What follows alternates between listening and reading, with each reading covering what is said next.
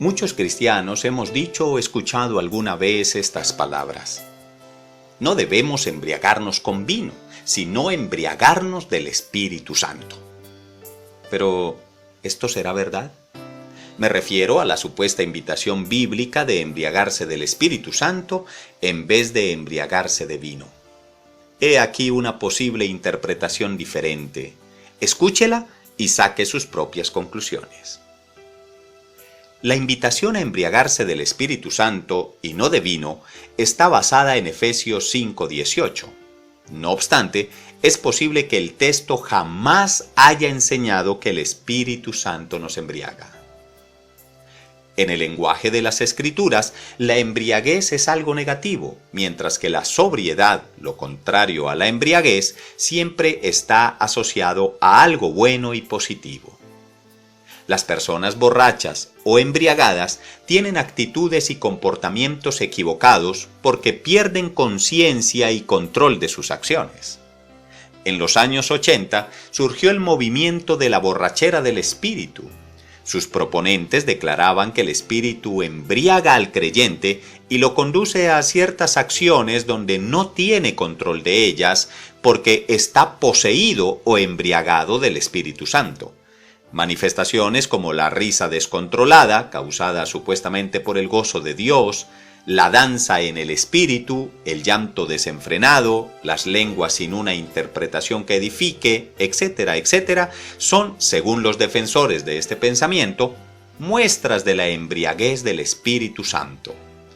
Este movimiento, surgido en los años 80, extendió por muchos sectores del cristianismo la idea de la embriaguez del Espíritu Santo. Probablemente no en la misma intensidad de los primeros expositores de dicha doctrina, pero sí en el concepto generalizado entre los cristianos que el Espíritu Santo nos embriaga de manera positiva, contrario a la embriaguez del vino, que es negativa. Sin embargo, tengamos en cuenta lo siguiente. La primera parte en Efesios 5:18 dice: «No os embriaguéis con vino en lo cual hay disolución». Embriagarse con vino es algo negativo. Según el texto, conduce a una vida disoluta, desenfrenada y libertina. Por eso es que el apóstol aconseja algo diferente a embriagarse con vino, y observe bien lo que aconseja en la segunda parte del texto. Lo que aconseja no es embriagarse del Espíritu Santo como contraposición al hecho de embriagarse de vino. Lo que aconseja San Pablo es, escúchelo bien, llenarse del Espíritu Santo, en contraposición al negativo hecho de embriagarse de vino. Embriagarse es sinónimo de perder la conciencia y hacer cosas sin control de uno mismo.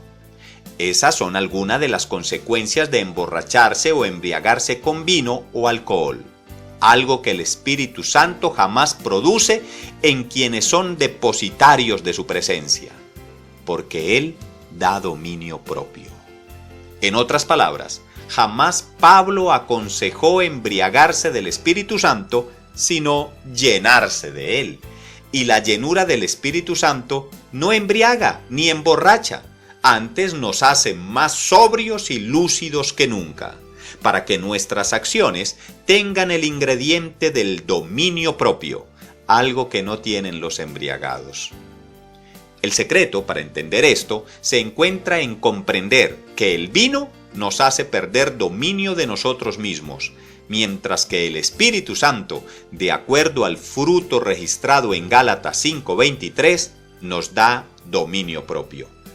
Por tal razón, es posible decir que el vino nos embriaga y nos lleva a una vida disoluta, mientras que la llenura del Espíritu Santo no nos embriaga, sino que nos hace sobrios y nos conduce a una vida de dominio propio y santidad.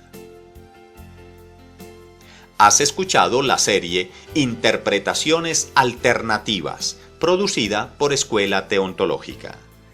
Próximo tema, Hechos de los Apóstoles, capítulo 2, Día de Pentecostés.